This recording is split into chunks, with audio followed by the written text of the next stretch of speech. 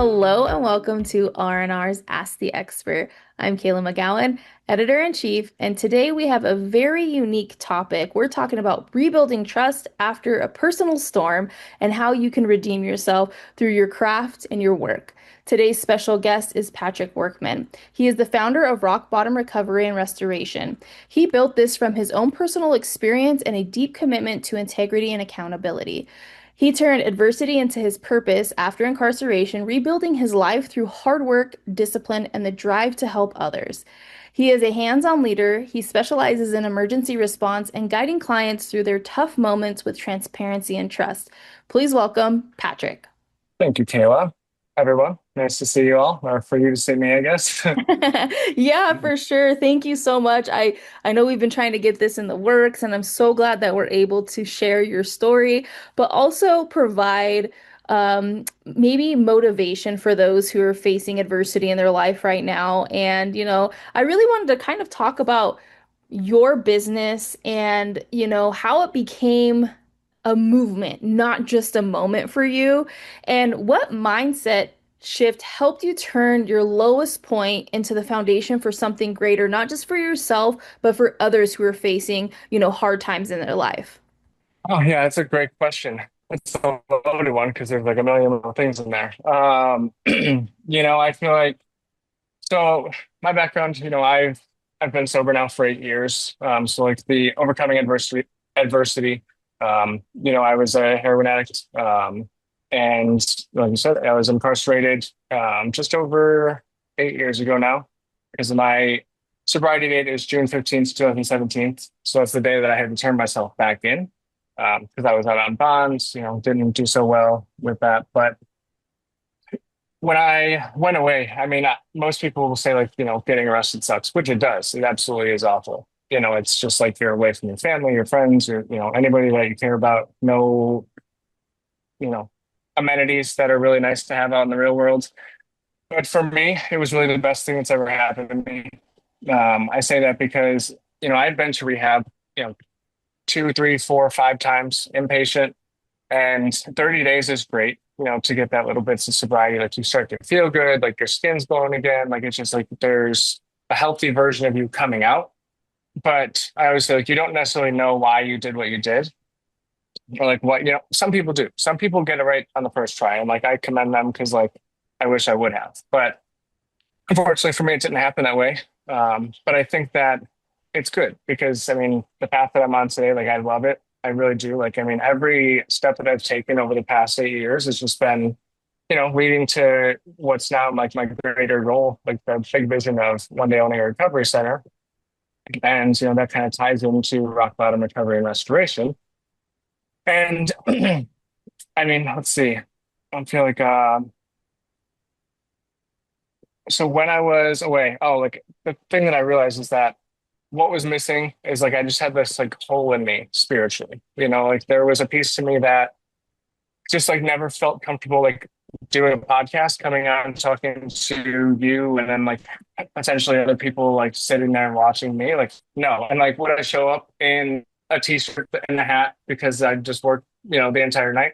Absolutely not. Like I would have gone, I would have gotten a nice button up, but like today, like this is me, like this is this is the version that the world's gonna get. Essentially, you're building a relationship. Yeah. In the next time, if something not if something, usually something does happen. When something happens the next time, they know who to call, right? So you're nurturing that and humanizing things. And believe it or not, we're all customers too, right? So if somebody took the time to explain something to me, I'd be like, they're gonna stick with me in my mind. And the next time I need something, even if they can't help me, but it's in their realm, I'm gonna give them a call, right? And so for you guys, I think that Hmm. you're building relationships, especially with your community, right? You serve your community. So they are very powerful and sensitive relationships that you need to build. But not only that, taking your time with each client is huge. A lot of times we're in the realm of feeling like we're rushed or we're not important. And the best thing to do is take your time, treat every client as though they matter because they do. And, Yep. you know, it's better to say, hey, we're running about 15 minutes late. We were actually helping another client. And just like you said, being transparent because that translates into honesty and trust. And I would much rather have those two things, as would any other client. Trust and honesty is the most valuable thing to have with somebody that you're working with. And, you know, I think this aspect and mentality that you bring is based on, you know, I think you had an interesting final year when you were incarcerated, and it kind of turned a page for you, if you will. You know, how does that experience show up in your company's culture today? Oh yeah. So my last year at the Work Release Center, like the biggest piece of it to me. So like at the center, your first month you're in the center, you're looking for a job. I was fortunate to have an interview set up with the restaurant. But then you start to like get freedoms, you're reintegrating yourself back into society. You know, after I think it was like 3 months, you have like after 2 months, you get like a 4 hour pass. After 2 months, you get like a 2 day pass or something. But after 3 or 4 months, you get a 72-hour pass. So like go home, stay, or it's wherever you're going to be paroled into. Like you can go and stay there for 3 days. They have to call you every night, because there's a curfew. You have to be in like you're at home by that such and such time. Anyway, I just heard somebody walk in. So there's like this level of accountability. And like it started to show up for me in different places. So like the phone call, just like going to work, when I was there at the restaurant or in construction. Um, and then just like into my day-to-day lives, like I have to continuously put myself and others in a situation where we're accountable to each other. Because if we are, then it's just there's somebody that kind of fact checks your information or just like make sure that you're on point, and it just makes the whole system work better. Um, that I mean that was really the biggest piece for me, because I was nervous, going back out because the work release center was on the west side of Chicago. So like I used to, pick up some substances over in that area.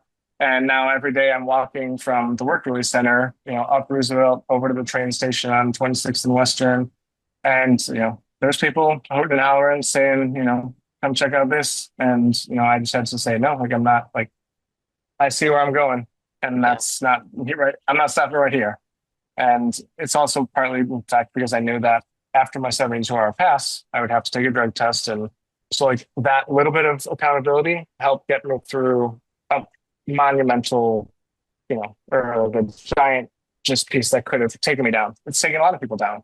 And, little bits of accountability. I would definitely say too, like, I actually have a pretty good background in actually criminal justice in my family, and I will definitely say from what you're talking about, I feel like they have the right foundation to set individuals up for success. Clearly, you're a walking statistic, right?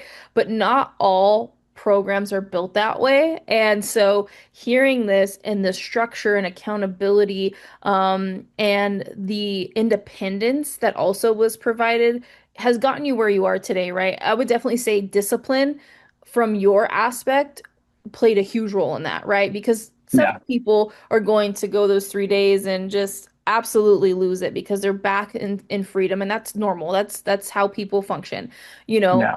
So I would definitely say like you learned discipline, accountability in less than 5 days time, right? Right? When you're I mean, you already had it, but going into the real world of things and going to places that hold a significant meaning in your life, whether they were good or bad, and having to make the decision of focusing on where you were going says a lot about you, and your willpower, honestly. You know, and I think that accountability changes the trajectory of anybody's life. Whether you're in good, bad, ugly circumstances, accountability, discipline, perseverance plays such a huge role in the trajectory of your life, right? Um, Yeah. Instead of feeling sorry for yourself or like this at the the cards were stacked against you, you decided to make it your own experience and come out on the positive side of things. So I will definitely say it is no easy task. And you mentioned that your sobriety date was in June, and that's huge. Happy sobriety anniversary. Like that's big. And that's a lifetime thing. It's not just I hit 10 years and it's over. So for those who don't really know how that all works, I think this is very huge in how this affects your business, your family, whether it's your faith, whatever the case may be. Accountability changes everything, and you're walking proof. So with that being said, how does accountability really show up in your company culture? Like, I know that you obviously hold people accountable, but how do you make it a comfortable environment for people in your guys's business to actually embrace accountability, even if they make mistakes, right? Because I think that from your past and just your testimony yourself, you obviously had setbacks and you had to become, comfortable and owning up to that and being accountable. So how do you guys, do that in your guys' business? Well, the first thing that came to my mind is just, and this is in business, it's at home with my kids. Like, if I am wrong, I'm going to admit that first and foremost. Like, I'm not the type of person to sit there and bang my head against the wall and say, like, this doesn't hurt. I want to get in front of something. Hey, sorry, I made a mistake, because then I'm accountable to them, right? Like, in that sense. And it just opens the space for them to say, hey, you know what? I did this. Because if I gave them that respect, so like, it just, all these things kind of go hand in hand.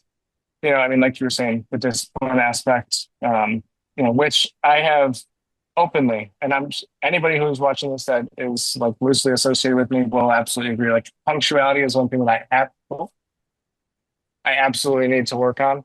Um, yeah, I'm sure there's a few people out there who are laughing right now, including family. My brother. Again, he's just. I'm gonna.